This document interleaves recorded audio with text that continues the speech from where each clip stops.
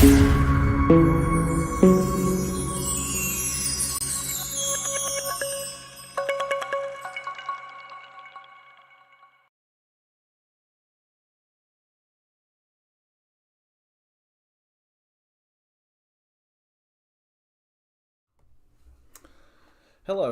good to be with you today. I hope you are tuning into our study here on Daniel for good, purposeful reasons, hopefully to learn more about the book. We're starting a new series. We're going to give a try to go through the whole book of Daniel, all 12 chapters.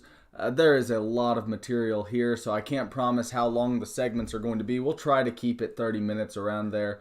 But there's a lot of material here, and we may just develop a little bit more. You never know. Let me tell you a little bit about what you can expect. You can expect a pretty detailed analysis of each chapter, trying to bring out some of those critical points. But some of that's just not going to be on the video as well. If you have anything else that's a question or a concern, feel free to email me at Drew Leonard, DrewLeonard, at live.com. Feel free to reach out and shoot me an email, and I'll try to get back to you as quickly as possible. If you're wanting to get all of my material on the book of Daniel, I've got this book. It's a commentary out on the book of Daniel, and it's rather critical. It addresses a lot of the deeper questions, and it's very concise, so it's very specific, and there's a lot of material here that I'm not going to be able to deal with in the video series just because it would take too long to explain, but you can read it in the book. You can get this on lulu.com, Lulu.com. You can find it on my website, CAD Leonard, Leonard, CAD Leonard. .com. So you can find it there, and it'll actually send you a link to the book publisher if you'd like to purchase the copy of the book. And like I said, there's a lot of material in there that we're not going to be able to address. So today what we're doing is we're just introducing the book, trying to bring some thoughts that are in and around the book out, and later on, after we've completed our entire series, all through chapter 12, we'll do a couple of things at the end where we'll talk about some more critical questions, such as the authorship, date and authorship of the book, and we might even do a little more with some of those technical points at the end of the book. But mainly there's a critical view. And I'll develop some of this as our series goes on. When we get to chapters 2, chapter 7, chapter 9, I'll bring out some of these critical questions, some of these critical points. And after we get to the end of the book, I think it'll make more sense than to go back and look at some of those questions once again. After you've familiarized yourself with the whole text of Daniel and we've formed our own good conservative view, I think then it'll become more evident what it is that the liberal critical view is trying to say, why it is appealing, and why ultimately it's to be rejected. We'll spend a lot of time then just working with the text of Daniel, but today what we're doing is an introductory thing. Okay, let's start then with a new segment here, and that is just to give a quick snapshot of world history as it develops in our past. Egypt was the main powerhouse. That's all over the Old Testament. That's just good world history. After Egypt phases out, Assyria takes the scene. They capture northern Israel in 722. Assyria does. Later on, Assyria falls at the Battle of Nineveh. This is 612 BC. The Battle of Nineveh, they fall to the Babylonians, conjoined with the Medo-Persians. And so Babylon becomes the next world power. And largely around 606, we'll work with some of that when we get into Daniel chapter 1 in our next segment, but around 606, Nebuchadnezzar, he takes the throne over Neo-Babylonia, and the Babylonians then become the major world power. It is during that time that Daniel's book comes into play. Daniel is a young boy, and he is in Nebuchadnezzar's court. All of this even established, not the Daniel part per se, but the world history goes that way from Egypt to Assyria to Babylon, and Babylon comes into power around 606. Well, it's during that time that Daniel, also known as and termed this way by Nebuchadnezzar, he is also called Belteshazzar, is in the court of the king. He and his three buddies, Hananiah, Azariah, and Mishael. Shadrach, Meshach, and Abednego, or their Babylonian names. Well, they're all there during this time, during the era of Babylon. This regime lasts for about 70 years, give or take, about 70 years. And then Cyrus the Great, and then it looks like to me a sub-king under Cyrus, end up taking power somewhere around 539, 536, somewhere in there. And you can get some more analysis, like I said, in my commentary if you're wanting to develop a lot of that further. And I'll say something about that when we get to chapter 5 as well. But Cyrus the Great and Darius the Mede come onto the scene. Cyrus the Persian the Great and Darius the Mede come onto the scene and take over Babylon after Nebuchadnezzar's grandson falls off the kingdom. 70 years Babylon's in power, then the Medes and the Persians take over. They reign for a good little while, somewhere around about 200 years, and then about 330 BC, Alexander the Great, this Greek fellow, son of Philip of Macedon, he arises within the Greek Empire, and they take power, and that's about 200 years after. So you've got Babylon, then the Medes and the Persians, and then the Greeks under Alexander come onto the scene. And they last, for a good little while. It's tough to say. Alexander dies, and his kingdom branches out into 4 different directions under 4 of his generals. We'll talk about who they are in chapters 7, 8, and 11 of Daniel. But Alexander's kingdom breaks out into 4 different areas. And after this, then, there's a lot of division. Let me show you actually right quick. Let me show you on a map what exactly this would look like if we were looking at the world at this time. You've got something like this. This is rough, I know, but this is Greece. This is where Alexander is from, and he has 4 generals that take up his rule after he's gone. Their names are Cassander, Lysimachus, and then Ptolemy and Seleucus. Now, the Ptolemies, this is Egypt down here. This is the Nile River. So here's Egypt. And Egypt hadn't been a major player, from about 1000 BC up until they'll come back on the scene after Alexander, really, somewhere around 200, 300 BC. Well, after Alexander takes all of the world, legend has it that he made a statement to the effect of, there's not enough world for him to conquer. Well, after he dies, 2 of those 4 generals, Ptolemy takes over this part down here in Egypt, and Seleucus takes this land here over in Palestine. And for the Bible student, those are the 2 that matter, Ptolemy and Seleucus. Those are the 2 fellas that matter for what's going on later. So, when we think about what's going on in the world history, Alexander's kingdom branches out into 4 different directions. We're only concerned primarily, the Bible student's only concerned primarily with 2 of those, with Ptolemy and Seleucus. Well, those regimes last for a little while, about 200 years, and then the Romans get involved. And you'll probably know some of these names: Mark Antony, Julius Caesar, Cleopatra. All of these players are in Rome at this later time, somewhere around, about 44 BC. And then Julius Caesar gets killed, betrayed by Mark Antony. Antony and Cleopatra flee down to Egypt. They have this love affair that's going on. Octavian Augustus Caesar, this is Julius Caesar's adopted son.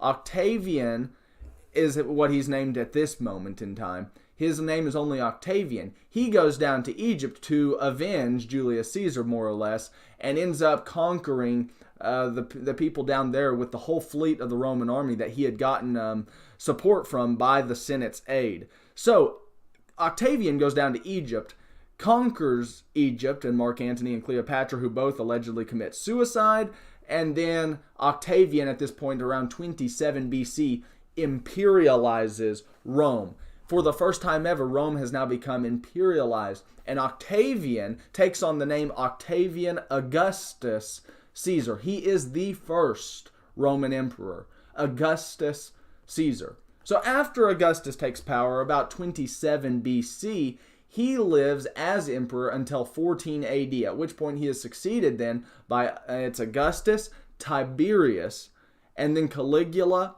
and then Claudius, and then there's the famed Nero, who reigns from 54 AD until 68 AD. And after Nero, there were these three fellows who tried to take the throne after Nero's death, and their names were Galba, Otho, and Vitellius. We'll talk about them more perhaps when we get to chapter 7 of Daniel. But Galba, Otho, and Vitellius, they weren't any real emperors. They tried to take the throne, didn't last. Not a one of them lasted longer than a year. All three of them were deposed rather quickly, and so a new dynasty started with Vespasian, who gets the support of the Senate. And Vespasian rules from 69 to 79 AD. That is important for our study of the book of Daniel. Vespasian is the general in power. He's the emperor in power. And that is during the time of the fall of Jerusalem. Well, Vespasian had two boys. One was named Titus, the other named Domitian. And Titus is the commander who sacks Jerusalem in AD 70, and Domitian will be the oppressor, more or less, that's discussed in the book of Revelation. So Vespasian, who reigns from 69 to 79 in the Roman Empire, Vespasian is the one who's the emperor at the time of the siege of Jerusalem. His oldest son, Titus, is the commander who sacks Jerusalem in AD 70. Domitian, then, is the second son, and he'll reign from 81, AD 81, to 96. And the book of Revelation deals with his entire threat and oppression of the New Testament saints. That's a historical sketch, and that's somewhat brief. But at this point now we need to turn to another topic, and all of that, the historical discussion, all of that's going to be somewhat involved in the book of Daniel. Let's talk then for just a moment about the date and the authorship of the book of Daniel. There are two major views. And I favor the conservative view. If you're watching this, more than likely you also favor the conservative view, even perhaps if you didn't know it. You probably will end up favoring it just because it seems to me you're a good, devout Bible believer. If you're watching this and you're a skeptic, then hey, maybe somebody stumbled onto my channel, somebody has stumbled onto my videos that I just didn't expect to watch them. But I'm going to make the assumption that you're one of the conservative Bible students, and so let me go ahead and establish why it is that we think perhaps that a conservative authorship is to be favored. Let me show you this right quick, just so we get the view, down pretty good. There are two views to authorship. The first is to say that back here in the 6th century, we have this fellow talked about in the book of Daniel named Daniel, and he is the actual author of the book. That is the conservative view. And that's because of a number of reasons of which I'll enumerate here in just a moment. But the liberal critical view is to say that there is a 2nd century author, and he wrote just after the time of Alexander, about 150 years after Alexander to be exact, about 175-ish BC. And they say that this 2nd century author during what was called the Maccabean era, there was some Maccabean author who acts, he poses, he writes pseudonymously as if he were Daniel. What this whole view amounts to, and I'm going to critique it after we get through the whole book of Daniel, this whole view is applied to the whole book of Daniel in a number of ways.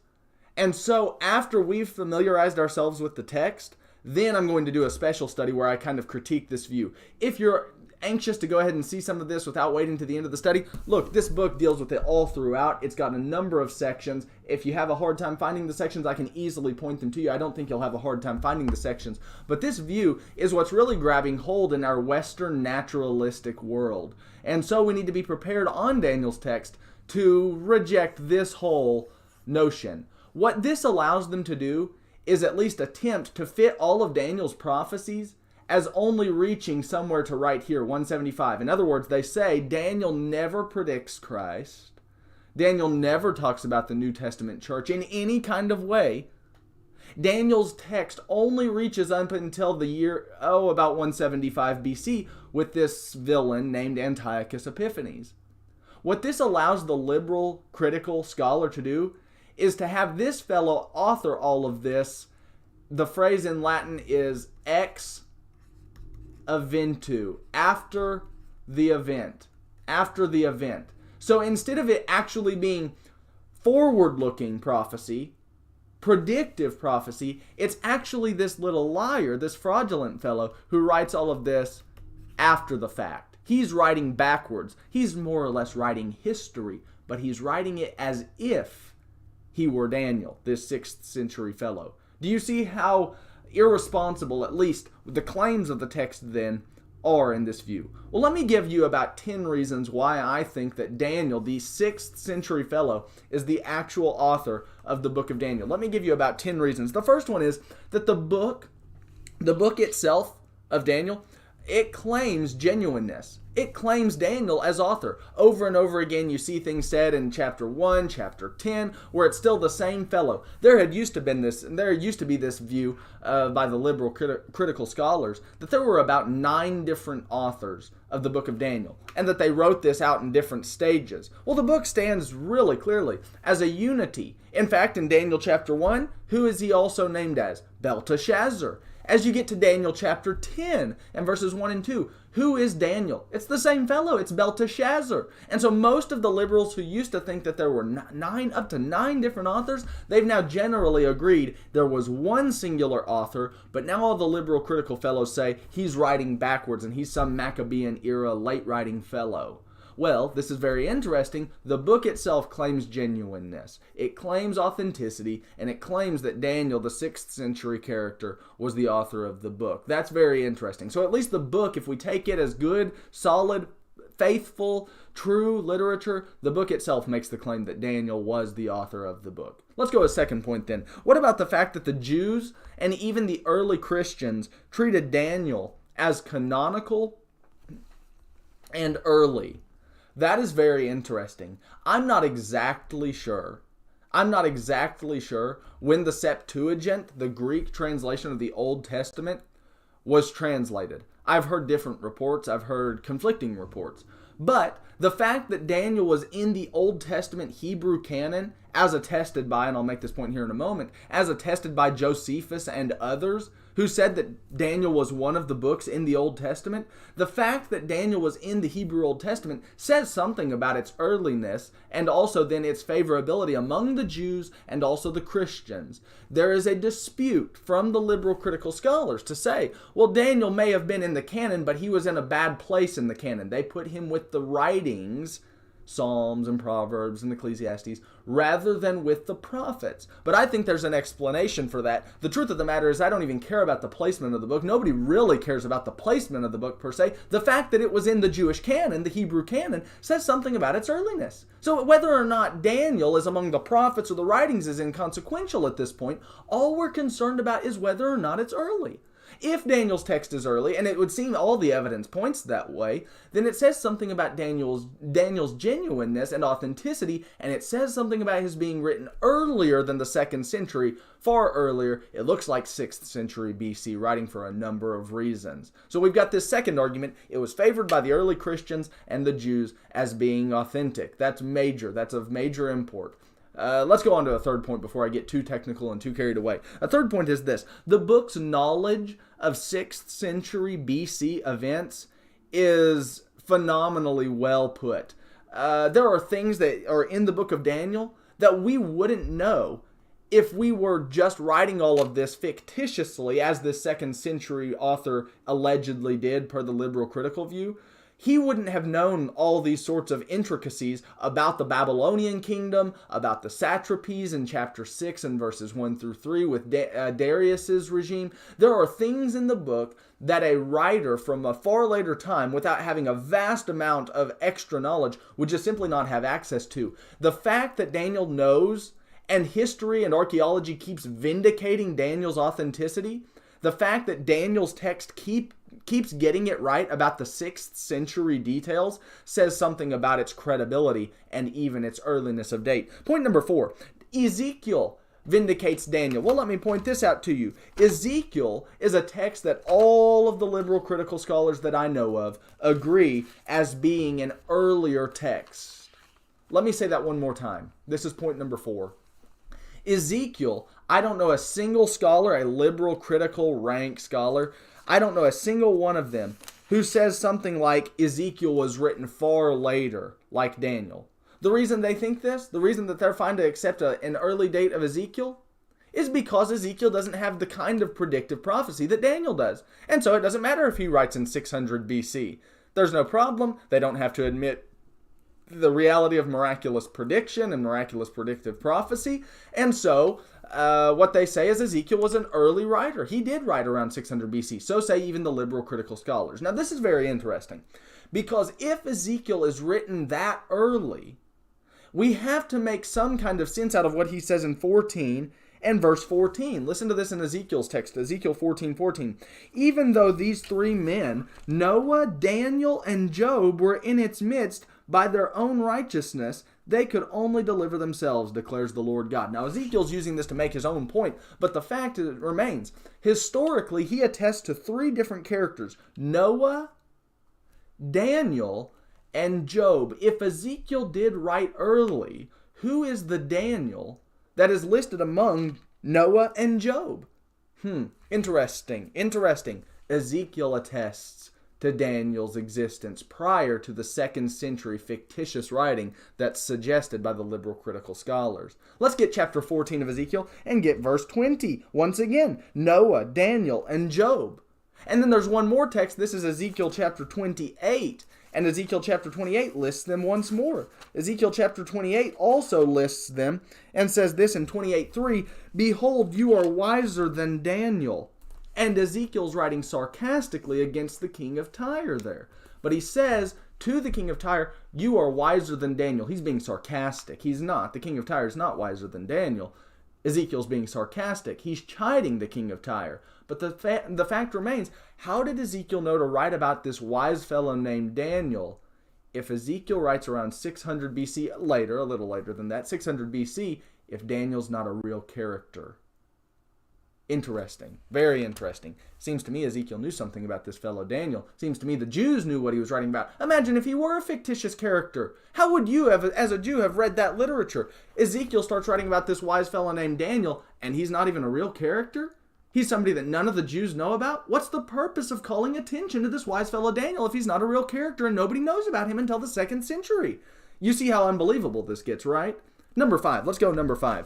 The first Maccabees text, the text of First Maccabees, in the English Apocrypha, there are 2 books of Maccabees. In the Septuagint, the Greek translation of the Old Testament, and some of those other writings, there are 4 texts of the Maccabees. Well, the book of First Maccabees, in either case, talks about Daniel. In chapter 2, it talks about Daniel in the lion's den. In First Maccabees chapter 2 and verse 60, get your copy of the Apocrypha out. Give that a read. Look at First Maccabees 2 and verse 60. The fact that they could draw attention to Daniel at that stage says something about Daniel's earliness. If Daniel were just a fictitious writing, let me get this for us again. If Daniel were some fictitious writing who didn't even come into existence until the 2nd century right here, around 175 BC, how could the First Maccabees text, which is written somewhere right around here,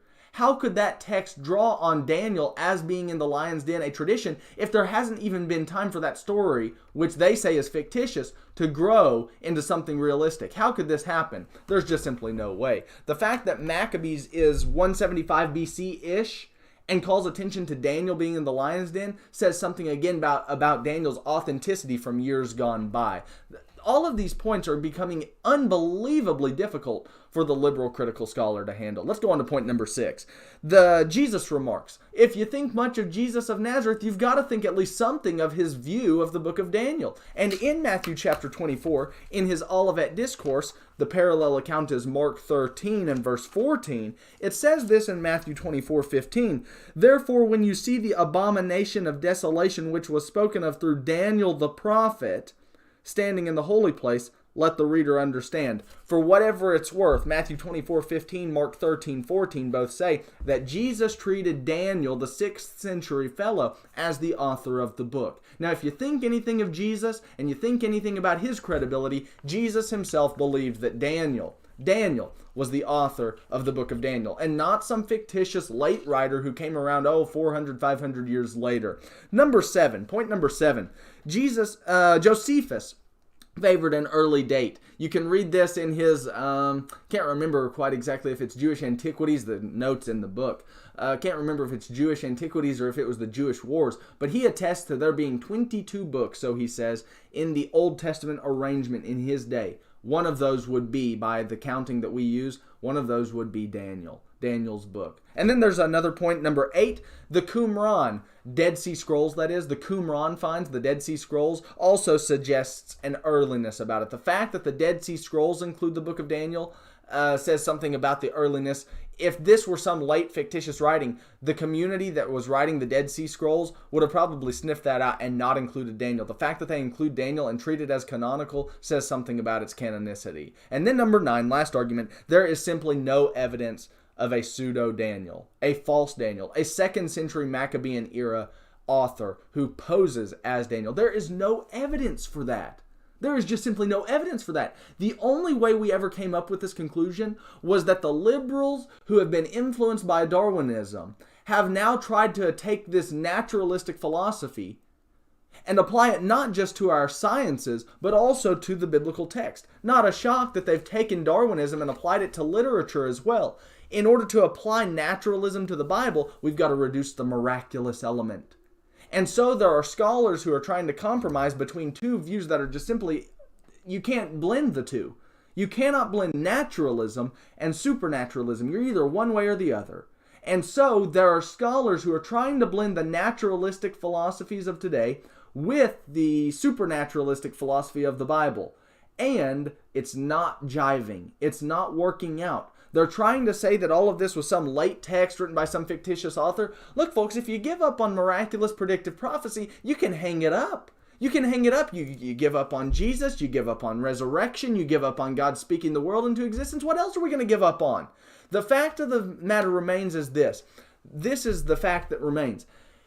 Christianity is a supernaturalistic religion. You've got to either get on board or get off board. You can't take a middle ground and try to blend naturalism into the book of Daniel. You're not going to have the Bible left. It was one of those older gentlemen who said something like this. Yeah, it'd be easier to believe Christianity if we reduced the miraculous element from it, but the question would be, would it be worth believing? No, it would not. No, it would not. And get this, if you take the miraculous element out of Christianity, what you've got left isn't Christianity anymore, folks. You've got something else entirely different.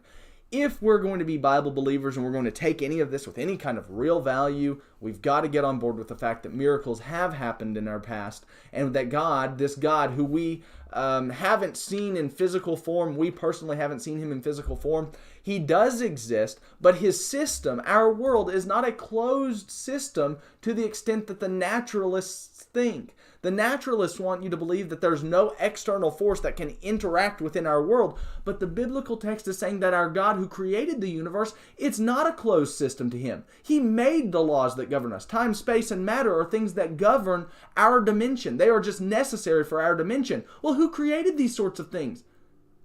Naturalist has no answer for this. Naturalism has no explanation. If there is a God who created all of this, what's to stop such a being from interacting and joining into the events of our world into what we once presumed, if we were naturalists, to be a closed system?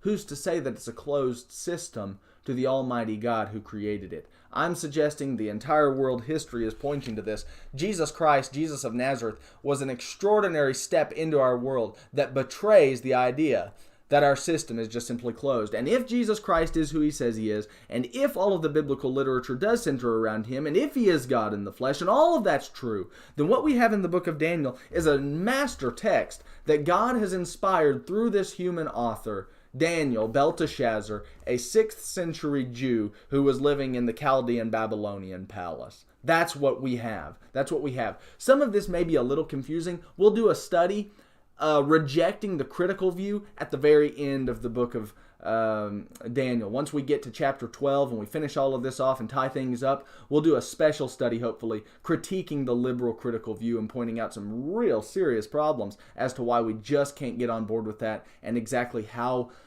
bad that view actually is, though it comes off as very persuasive, especially to those who are trying to compromise with the academy and naturalism that's just simply today gone the way that rejects Christianity. Let's talk about a new segment now then.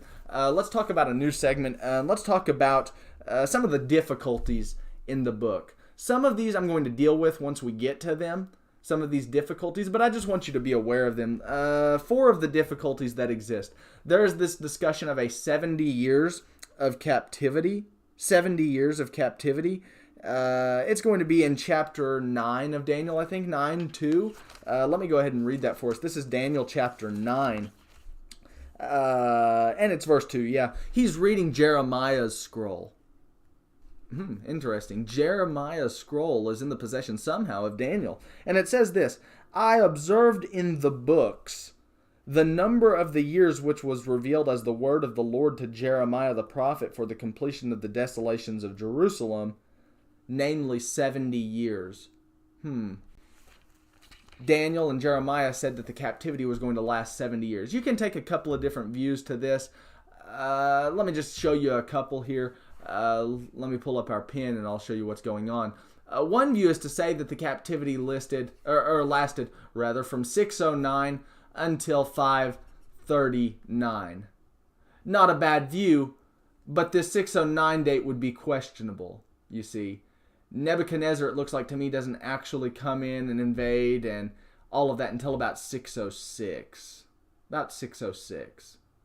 A second view then would be to say, out with that, let's run the captivity from 606 to 536. There's 70 years.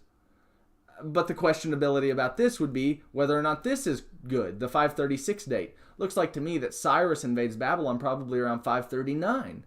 So that would cut us short again by about 3 years. So that view is out. Another weird radical view says that there were 2 different 70 years of captivity. And, well, let's just leave it at that. That's just to be rejected. That there are 2 70 years of captivity is just not in the text. It's just not supported that way. Problems with that all over. Some try to run it from 586 to 516 with the completion of the temple, but that's not in view here. That's just not in view.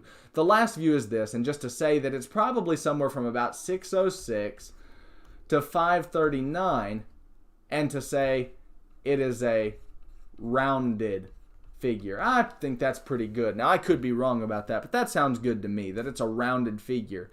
There are 2 references to the captivity in Egypt, you know. 2 references. It says 400 years. 2 other references say it was 430. I wonder which one's right. You ever round numbers? Yeah, we do. What about the 40 years in the wilderness? Was it a full 40 years? Did it have to be, I mean, you'd have to do the mathematics on that, but was it 40 years completely of 24-hour days exactly? Or were they maybe shortened down a touch, but the 40 years is a rounded figure? In fact, in Deuteronomy chapter 2, it says 38 years. Now, some have tried to tack on a year at the start and a year at the end and say, well, this is how it happened. Maybe that's true. Maybe that's true. Presently, I think the rounded figure seems just fine. So the 70 years captivity is something that's been questioned by a number of individuals who have observed this from Daniel's text. I think the 70 years could easily just be a rounded figure. Okay, so let's then move on to a second thing, and that would be Belshazzar's existence. Belshazzar is, in the text, it says this in chapter 5 of Daniel, Belshazzar was this king, maybe a grandson of Nebuchadnezzar? Tough to say.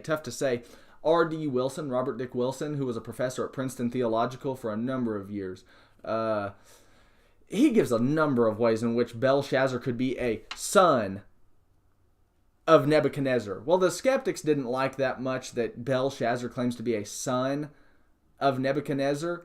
So they really had a fit about that, and they even doubted Belshazzar's existence for a time. But then we had this archaeological find called the Nabonidus Chronicle, and Belshazzar's name is all over the chronicle. And that pretty well vindicates so Belshazzar did exist. Now the debate is whether or not he is a son of Nebuchadnezzar. Well, whatever it's worth, this is Jeremiah 27, and Jeremiah 27 says this to Nebuchadnezzar's reign. It says this in Jeremiah 27, And it says in verse 6, I'll start in 6, Jeremiah 27:6. It says, "Now I have given all these lands into the hand of Nebuchadnezzar," God says this through Jeremiah, "king of Babylon, my servant, and I have given him the wild animals of the field to serve him." Now listen to this in 27:7 of Nebuchadnezzar. It says, "All the nations shall serve him and his son and his grandson until the time of his own land comes. Then many nations and great kings will make him their servant." Interesting. Not just Nebuchadnezzar's son, but also grandson. Who is the last king on the throne when the Medes and the Persians take over? It's Belshazzar. Maybe he's a grandson. Maybe he was adopted. Maybe you can explain this a number of ways. Robert Dick Wilson points all of this out, how the word son was used in the Old Testament literature and the languages surrounding it. It's very possible. If we take Daniel as credible literature, and I see no reason why we shouldn't, it looks very clear that Belshazzar did exist and that he truly was then a son, however we want to define that, of Nebuchadnezzar. Okay, let's take a look at one more, maybe two more difficulties in the book. These I'm going to just be brief on because we'll deal with them in chapters 5 and chapters 2 and 7. The first difficulty that I want to bring up here, this is actually our third difficulty within the book of Daniel, and this is the existence of Darius the Mede. Who is Darius the Mede? There is a number of suggestions that exist, and some think that it's actually just another name for Cyrus. That looks problematic to me.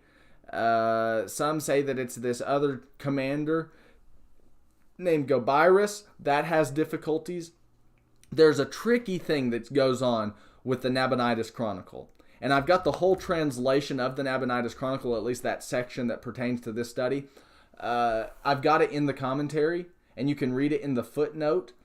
But it looks to me like there was this fellow named Gubaru, Gubaru.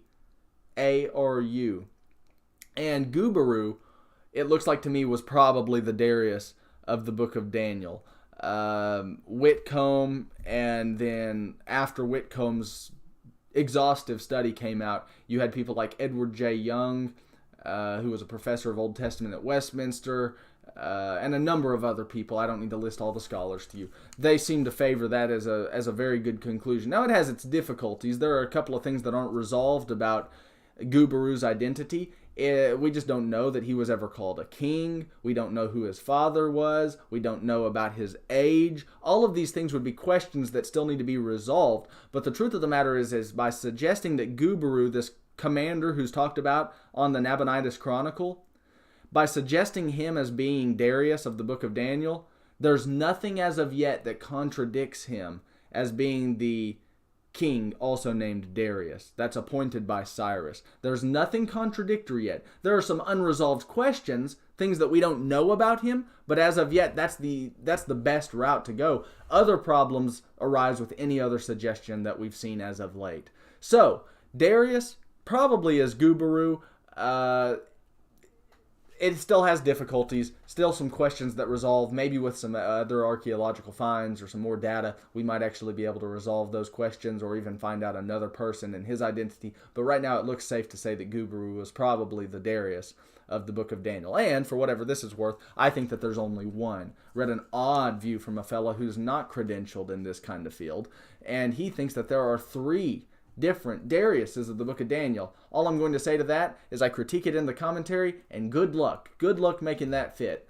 It'll never go. Never will it go with the book of Daniel for 100 reasons. And not 100, I give you a few in the book. And then there's one more thing, and that is the 4 great empires of Daniel.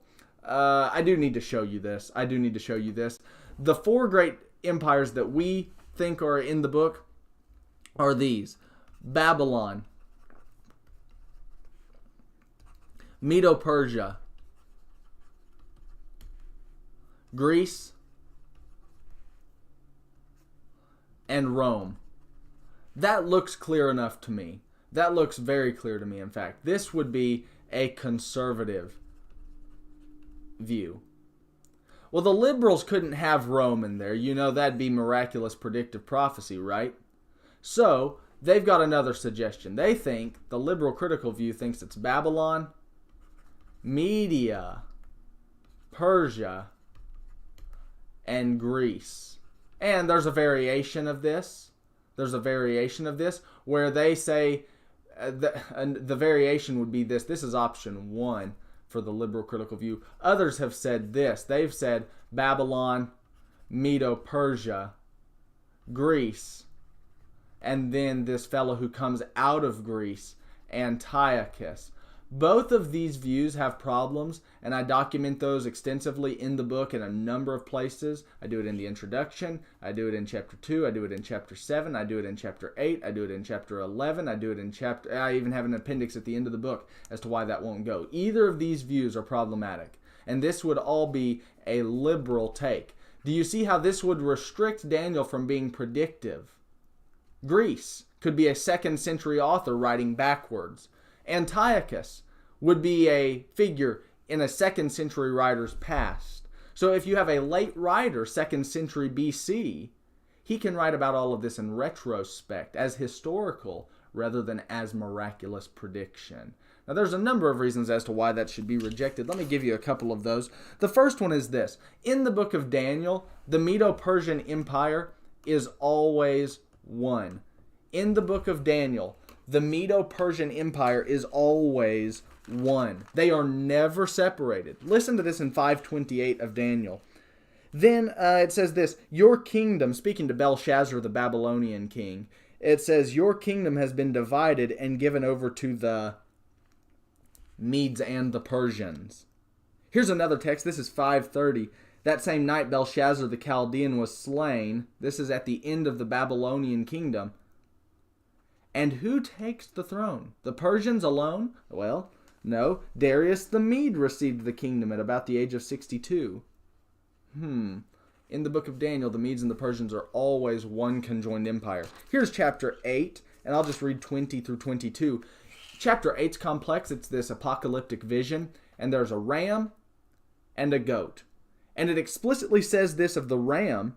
It says in verse 20 of Daniel 8, it says, the ram that you saw with the 2 horns represents the kings of Media and Persia. Here again, my first argument as to why the liberal view on the empires won't go. Medo-Persia is never divorced from each other in Daniel's text.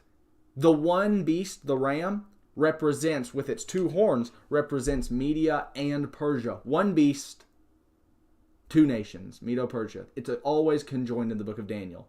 The other beast entirely then, so says 8:21, the shaggy goat represents the kingdom of Greece. And the notable horn, it says, was between its eyes, was its first king. Doesn't say him explicitly. It's talking about Alexander the Great. And I don't know a liberal critical scholar who thinks otherwise. The text here is explicit. In Daniel 8:20 and 21, Medo-Persia is one beast. Greece is an entirely separate beast. So Medo-Persia is not 2 different beasts in what's represented by this apocalyptic vision. Medo-Persia is always conjoined in Daniel's text. No need to make them 2 separate empires. The second point is this. There is no room in history for an independent Median rule. Let me give this to you again. What I mean to say is this. It goes from Babylon. When do they phase out? Oh, 539 BC. And then you've got the Medes and you've got the Persians. The liberals want to say that this is Empire 1, this is Empire 2, this is Empire 3. Now this is interesting because it is Cyrus the Persian who takes over in 539 BC. You don't have room here for an independent Median kingdom to make them entire empire as is presented in Daniel's text. There's just no room here. So it's not even an opinion at this point. This just won't go. This just will not go. The writer can't write that seriously, since Media is not an independent nation like that. The Medes were never a world power like this. Babylon was. Medo-Persia was. But you don't have an independent Median kingdom like that. Then there's a third problem, and that is, the third problem is this. That the number 4, let me put this up for us. The number 4 is in reference to the Grecian divide. So it is in Daniel chapter 7 and verse 6. So it is in Daniel chapter 8 and verse 8. 8 and verse 8. And so it is in chapter 11 and verses 2 through 4. All of these texts, 7:6, 8:8, and 11:24, are always in reference. The 4 is always in reference to the division of the Grecian kingdom. So it can't be that the 4 has a reference, the 4 generals stem from an independent Persian kingdom. This is confusing, isn't it? Let me get 7:6 and show you what I mean. Let me get 7:6 and show you what I mean. This is Daniel chapter 7. It says in 7:3 there were 4 great beasts. 4 great beasts. Daniel chapter 7 and verse 4, the first was a lion. 7:5, the second was a bear. 7:6 says that the third was a leopard. Who would the third empire be if you're a liberal critical fellow? The Persians? Babylon, Media, and then Persia? Well, why then in 7:6 does it have the beast had 4 heads, 4 wings of a bird? Who would those 4 be? Tough to say. Catch this in chapter 8. This is 8, where 8, we just read 20 and 21, explicitly identifies the ram as Medo-Persia conjoined, and 8:21 explicitly identifies the goat as Greece. That's explicitly stated within the text. So catch this in 8:8. The ram, Medo-Persia. The goat, Greece. Now catch this in 8:8. It says, the male goat magnified himself exceedingly. As soon as he was mighty, the large horn was broken, and in its place there came up 4 conspicuous horns toward the 4 winds of heaven. That's out of the goat, not the ram, not Medo-Persia. The goat is explicitly said in 8:21 to be Greece, and 4 arise out of Greece. So 7:6, when it talks about the 4 coming up out of the third beast, is in reference to Greece. It's not in reference to Persia. It can't be. Chapter 8:8 helps us, and 8:21 explicitly identifies that beast that has the 4 coming up out from it as being Greece. That's what 8:21 explicitly says. You can't make the third empire Persia. Then 11:2 through 4 more or less does the same kind of thing. 11:2 through 4 more or less does the same kind of thing. Let me give you a third reason why, or a fourth reason now, why the 4 empires can't be Babylon, Media, Persia, and Greece, ending with Greece, or ending with Antiochus, whichever way you want to go. The kingdom that Daniel is seeing is not nearly good enough during the Maccabean era. The Messianic kingdom is what is expected. This is all over chapter 2. Daniel 2 says that there's going to be this kingdom which will never be destroyed, and it says that it's going to be shaped basically by God, not with human hands, that is. Chapter 7 does the same kind of thing. We'll need to work all of this out in our exegetical work of the text. I'll work with that once we get there. But it is very interesting that the kingdom described in Daniel 2 and Daniel 7, the kingdom that's from God, the 5th kingdom that comes out, or the stone that crushes the human kingdoms in Daniel chapter 2, this kingdom is not nearly comparable to the Maccabean era under Judas Maccabeus and his 5 sons. This is just that's not the Messianic kingdom. In fact, there are some things in Daniel's text and even the post-exilic literature that let us know that's not when the Messiah's kingdom was going to come. That's why Daniel tells us about 4 beasts. He tells us the kingdom's not coming in the days of Babylon. The Jews who thought the Messianic reign was going to come during the days of Babylon or immediately after it, right after the exile, the 70 years ended, they were wrong. Daniel says, and it's not even coming during the Medo-Persian era. It's not even coming during the Grecian era. It's going to come in the days of those kings, the Roman kings, that the God of heaven will set up a kingdom which will never be destroyed. That's what Daniel 2, 44 and 45 is getting at. Daniel is reminding these heart-stricken Jews who are living in exile for 70 years. Daniel's text is to remind them they shouldn't be expecting the Messianic kingdom even in Babylon's day, Medo-Persia's day, Greece's day. It's not until the days of the Roman Empire that God will set forth his Messianic kingdom into the world. Daniel's text says that, and the post-exilic literature of like Haggai and Zechariah says more or less the same thing. Okay, so we've got 4 difficulties about the book. Hopefully that covers a little bit of that. And like I said, some of this will get covered in the exegetical work as we go on. Let's talk now for just a brief moment about some of the themes in the book of Daniel. What are some of the themes in Daniel's text? Well, a first theme is that God reigns in the affairs of men. God reigns and rules in the affairs of men. This is all over the text. Nebuchadnezzar is deposed. Cyrus and Darius come onto the scene. You'll see a lot of these texts in chapters 2 and 4.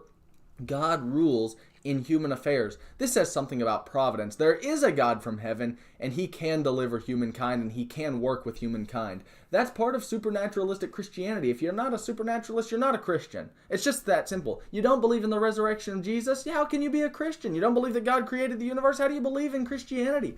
This is a good point to keep in mind. God still reigns and rules in the affairs of men. Sure, Nebuchadnezzar was on the throne. Sure, Daniel and his buddies had been put into this office of the eunuchs. Sure, things looked bleak, but God was still on the throne. God has never only said he reigns when things are good for his people. God reigns even when things are bad. And so we have people like Job and Paul. Paul had a thorn in the flesh. 3 times he asked God to remove it. He said, "My grace is sufficient for you." Job went through what he did, and the narrator says in 42:11, God brought all of these things on Job. Wonder why he did that. Maybe because there's a purpose to human pain and suffering. Maybe there's a purpose to it all. Sure, it's fallout from the fall in Genesis chapter 3, but maybe there's a purpose why God even has us going through these sorts of things. There is a purpose. You need to see my other book, Substantive Faith. It's a book on apologetics, where I've got this section somewhere around page 50 in that book, and it deals with evil, pain, and suffering, and tells us why it is that God expects us to go through it. In fact, he didn't just expect us to go through it alone. He went through it with us as he came in human flesh like Jesus, sacrificially gave his life on the cross, didn't deserve what he did, but demonstrated what human love looks like in the person of Jesus, and taught us what we should be as we're created in his image. Genesis 1:26 and 27. There's a purpose to the evil, pain, and suffering. And even when it looks bleak, God still reigns in the affairs of men. There's a second theme in the book that runs deeply through not just this book, but almost through the whole Old Testament. And that is something to do with the Davidic covenant. I need to spend a moment here. This is Daniel chapter 9 and verse 4. You need to read this one with me. This is Daniel chapter 9 and verse 4. Catch this. Daniel says, I prayed to the Lord my God and confessed and said, Alas, O Lord, the great and awesome God, who keeps his covenant and loving kindness for those who love him and keep his commandments. What do you think that covenant is? Yahweh is his covenantal name. Daniel uses this name, about 7 times I think it is, right here in chapter 9. Consistently reminds God that he is a God of the covenant. A pact, a covenant that he had entered into with, at the least, humanity. But maybe it's more specific than that. I thought about drawing something for us. Let's actually do that. Let's draw a little diagram here. This is God's covenant with humankind. But God's more specific than that. He even made a covenant with Abraham, and the New Testament's going to develop how that covenant with Abraham was actually universal in scope. It was designed for all nations. But then there's another covenant within that, where God selects the nation of Israel to be a special people. This is Deuteronomy 7. And then in Israel, there's even another covenant. This is the Old Testament covenant kind of thing here. That God covenants with the nation of Israel to bring about the Messiah. But then there's another layer. There's another layer to this. And this is the Davidic covenant. And you can read of this in 2 Samuel chapter 7. You can read of it in Psalm 72, Psalm 89. God made a covenant with David's line.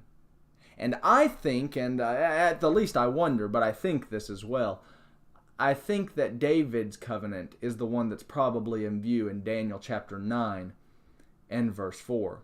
Let's see if we can develop this and see why that might be. Take a look at Daniel 9:4 again. He prays to Jehovah, Yahweh, his Lord, Daniel does, and confesses and says, "Alas, O Lord, the great and awesome God, who keeps his covenant." Reminds God that he's the God of the covenant. Maybe it is with humankind. Maybe it is with the nation as a whole. That those elements are going to cut through the text, I think we're going to see that. He's concerned about the nation. He's concerned about humanity. Daniel's concerned about all that. But I wonder if he specifically got the Davidic covenant in view. Let's see why that is. Back up a couple verses. Look at 9:1. What was Daniel just reading before he makes this prayer? In Daniel 9:1, it says, "It was the first year of Darius, the son of Ahasuerus, the person of Median descent, who was made king over the kingdom of the Chaldeans.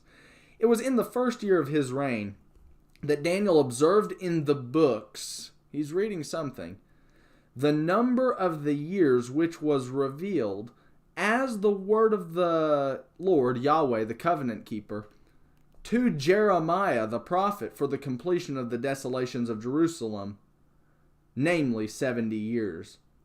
What's Daniel reading? Jeremiah's text. He is reading Jeremiah's text. Did Jeremiah have anything to say about the Davidic covenant? Oh, friends. Yes. If you've not done an in-depth study of Jeremiah, Jeremiah is centered around the monarchy, the kingship of David's line. I don't have time to embellish all of this. I really wish we did. Maybe one of these days we'll get around to putting out a book on Jeremiah and doing a whole study like this on it as well. But let me pick at a couple of passages with you. This is Jeremiah 21. Flip over to Jeremiah 21. Let me show you. If Daniel was reading Jeremiah's text, he probably knew a lot of this. This is Jeremiah 21. Jeremiah 21. And it says in verse 11, "Say to the household of the king of Judah, hear the word of the Lord. O house of David, thus says the Lord." This text, this unit that runs through verse 14, addresses the entire house of David. Jeremiah chapter 21, verses 12 through 14, is an address to the house of David. David's line is addressed. Now, in chapter 22, he's going to go into this new oracle, and this is going to be 22, and it's going to run through about verse 9, something like that. And it addresses specifically, tough to say exactly who's addressed, but my thinking, based on a former reading of the text and some study involved in it, looks like to me he's addressing specifically here Josiah. Is he of the line of David? You better believe it. In chapter 22, you have this other section that follows up, and it's chapter 22, verses 10 and verse 12 at least, and it says it's addressed to Shallum. Shallum is also of the line of David. And then you have this text in 22, 18 through, and it runs through about verse 23, and it's addressed to whom? Let's see here, Jehoiakim. And then you've got this other oracle. This is chapter 22, 24 through 30. And it's addressed to Jeconiah or Coniah. All of these people of David's line, you see. And then in 23, there's a wordplay that's made in verses 5 through 8 against this other fella, Zedekiah, who is the last king of David's line. From Zedekiah until Jesus, there is no king on the Davidic throne. Let me say that again. You have these kings, Josiah, who was a relatively good king, and then Shallum and Jehoiakim and Coniah, and Zedekiah is the last. And then we have no kings after that. Daniel is reading Jeremiah's text. Jeremiah is pointing out that David's line is going to be without a king. And so, look at this in 22:30 if you're there in Jeremiah. This is 22 and verse 30. "Spoken to Coniah," it says, "Write this man childless, a man who will not prosper in his days. No man of his descendants will prosper, sitting on the throne of David or ruling again in Judah." A pronouncement is made against Coniah, saying you're going to lose your kings. This is 36:30 of Jeremiah. This is chapter 36 and verse 30 of Jeremiah. Catch this. In Jeremiah chapter 36 and verse 30, this same kind of oracle, it says, "Therefore thus says the Lord concerning Jehoiakim, he shall have no one to sit on the throne of David." David's line is going to be without kings. What happens after Zedekiah? Look at this. Look at this. Zedekiah is the last. Zedekiah is the last. And then we enter into, after Zedekiah, you have 70 years of captivity. 70 years. This is where Daniel enters in. Daniel comes in at the start of the 70 years, lives to the end. There's no Davidic king. And then Daniel starts to pray to God. What do you think he's concerned about? Maybe he's concerned about the Davidic line. Maybe he's concerned about the Davidic line. Now, catch this as well. If you're still in Jeremiah, get 33. Get Jeremiah 33. We need to read a couple of these passages. This is Jeremiah 33 and verse 15. I need to show you this. Jeremiah, he writes back here, his last year of writing is somewhere around maybe 581-ish. Could be 586 perhaps, somewhere in there. And he's got that fellow that works with him on the scroll, that Baruch maybe is the fella who even finishes everything up in 581. Looks very clear to me that goes on. So we have some redactive editing that goes on after Jeremiah's death or cessation as the prophet. But nonetheless, about 581 is closer to the start of the 70 years. Daniel has Jeremiah's text at Daniel's later end of his life. And Jeremiah says this in 35 and verse 15, "In those days and at that time I will cause a righteous branch of David to spring forth." Jeremiah envisions a time, sometime in the future, where the Messiah, a branch, is going to come forth. A branch from David's line. He says, right now, we're without a king. This is all during the exile. No king at the moment. But guess what Jeremiah is also saying? A day is coming where we will get a branch. He says this in 33 and verses 15 through 17. Let's read a little bit further. Take a look at this in 33:15. "He'll execute justice and righteousness on the earth. In those days," 33:16, "Judah will be saved, Jerusalem will dwell in safety. This is the name by which she'll be called. The Lord is our righteousness." And then look at what's going to happen at this era. Right now, there's no king. In the exile, no king. No king. But he says in 33:17 of this kind of time, when the David's line comes forth with another king, it says in 17, "David will never lack a man to sit on the throne of the house of Israel." Oh my. Oh my. God's loyalty is to David's line. In fact, so much so, if we drop back to, let's see, 31. Well, you're in 33. Look at 33 down a little bit further. 33:25. God says, "If my covenant for day and night stand not, and the fixed patterns of heaven and earth I have not established, then I would reject the descendants of Jacob and David my servant, not taking from his descendants rulers over the descendants of Abraham, Isaac, and Jacob, but I will restore their fortunes and will have mercy upon them." He says that his covenant with David is as solid as, what did he say? Day and night, heaven and earth. God's loyalty to David's line is very loyal. So how could he have no king here?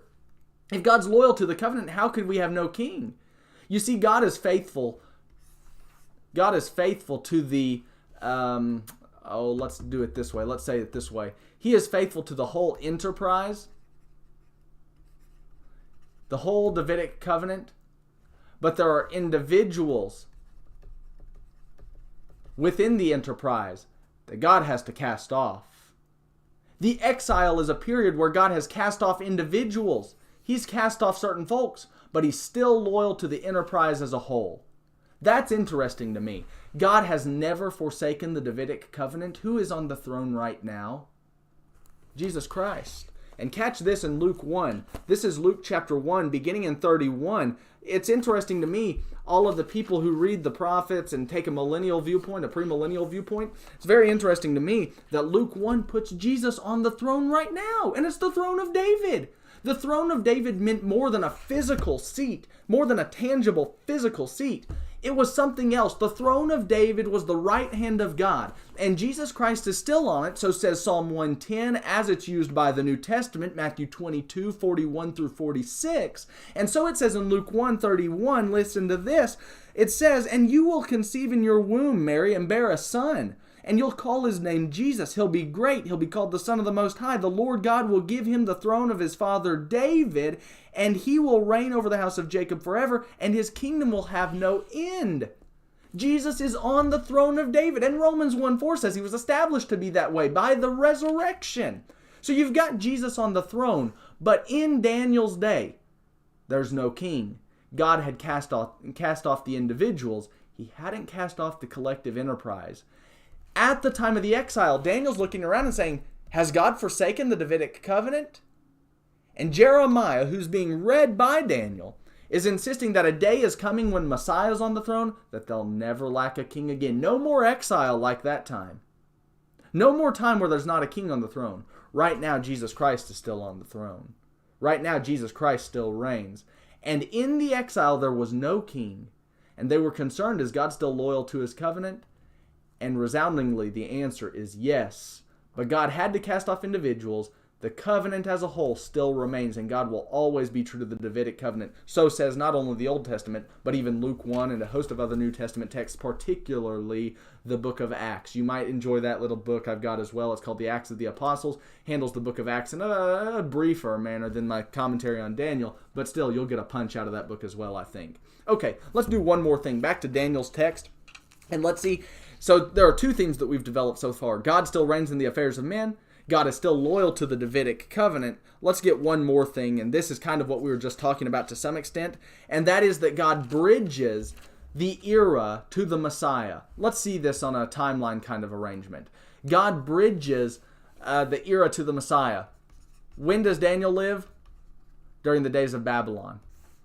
This is when Daniel speaks. This whole time right here is something like exile. Well, when's Messiah going to come? If you think that Jesus is the Messiah, I do.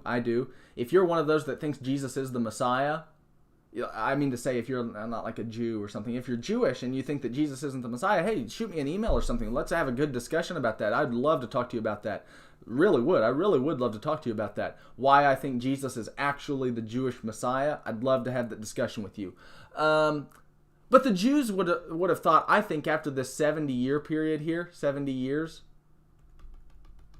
I think they were thinking once the exile's over, then Messiah. And they're thinking right here, right now. But Daniel's text teaches them Messiah's not coming for a little while. 4 empires have to come and go first. Babylon, Medo-Persia, Greece, and then it'll be in the days of Rome that the cross, the Messiah, will come. Daniel 2:44 says it would be in the days of these kings, the Roman kings. Daniel's text bridges the Jews not only through the exile here, the 70 years, but even afterwards. The people who say that it was right here during the Maccabean era, about 175 BC, and they say that was the kingdom that Daniel had in view, are bombing entirely. Daniel's text is trying to take them, the Jews, to see the Messianic kingdom's not coming yet. We've still got 4 more empires to go. Then we'll get to it in the days of Rome at the cross. This is Daniel 2:44. This is a major theme of Daniel. If you were a Jew and you're reading this literature in the exile, you're thinking, any day now, after the 70 years expires, our Messiah's coming, right? And Daniel is assuring them that's not the case. The people who say that Isaiah got it wrong and say that Isaiah thought that the Messiah was going to come right after the exile, they don't know how to read the prophetic literature. I know that sounds really sharp. I know that sounds really arrogant. That's just the case. The people who think that Isaiah predicted that the Messiah was coming immediately after Babylon have read the prophets incorrectly. I've got a section on that in the book of Daniel, book on Daniel.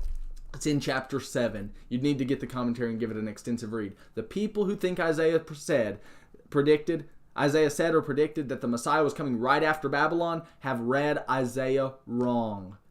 Good books other that I've got recommendations for. If you want a recommendation, shoot me an email. I'll tell you who to read. I'll tell you what to read. Good analysis of Isaiah. Bad analysis says that Isaiah was wrong. Good analysis says, no, Isaiah knew exactly what he was doing. He was under inspiration when he said it. He's a noble fella. He got it right. It just needs some explanation. We just need to work with it a little bit better. And by the way, I've got this little thing out on Isaiah, the composition of Isaiah, which deals with the whole issue as to whether or not Isaiah is inspired by God and his literature is all written by one author or by multiple. You might enjoy reading that if you're a real, nerd, I suppose. Okay, let's then hit this last point. This theme of the book of Daniel says that the kingdom, 4 empires had to come and go before the kingdom, the Messianic kingdom, was coming. This is Daniel 2:44. In the days of those kings, talking about the 4th beast, the Roman beast, the 4th section of the colossal image that Nebuchadnezzar saw. In the days of those kings, the God of heaven will set up a kingdom which will never be destroyed. To put it in the Maccabean era misses the text by a mile. It's in the days of those kings. Let me just go ahead and summarize then what we've talked about. We've talked about, first and foremost, we've talked about the historical sketch. We need to know how it goes from Babylon to Medo-Persia to Greece and then to Rome. Then what we talked about was the authorship. We need to think, and I'll deal more with the alternative view at the end of our study, but we need to think that Daniel, the 6th century fellow, was truly the author of the text. We need to think that. We need to think that the liberal critical view is to be rejected. We really do need to think that, and I'll explain that more like I said. The third thing we talked about was some of the difficulties in Daniel's book. So we talked about Belshazzar, we talked about Darius the Mede, we talked about the 70 years, and we talked about the empires that we should favor. It shouldn't be ending with Antiochus or Greece. It needs to reach all the way to Rome, and I'll establish that more as we get into chapters 9 and also 12. Chapters 9 and 12, so 7, 9, and 12 will be some major chapters to establish that Rome is in view. We'll talk about that more. And then fourth, we talked about some of the themes of the book. We did 4 things. We talked about the history, we talked about the authorship, we talked about some of the difficulties, and we talked about then some of the themes. Hopefully this sets us up to get into Daniel's text. 1 through 6 is going to be relatively easy. 7 through 12 is a beast. Pardon the pun. But 7 through 12 is apocalyptic literature, and we'll have to say a thing or two about that once we get there. 1 through 6 is narrative, for the most part. Chapter 2 is a little bit of a tricky thing. But 1 through 6 is narrative. 7 through 12 is apocalyptic. And hopefully this study will help you with your study of the book of Daniel, maybe even with your study of the book of Revelation, maybe even with Jesus Olivet Discourse, maybe with the prophets as a whole. And it's always good to have you with us to watch another little segment that we've done here. Hopefully this study on Daniel will be beneficial to you. Thanks for joining us.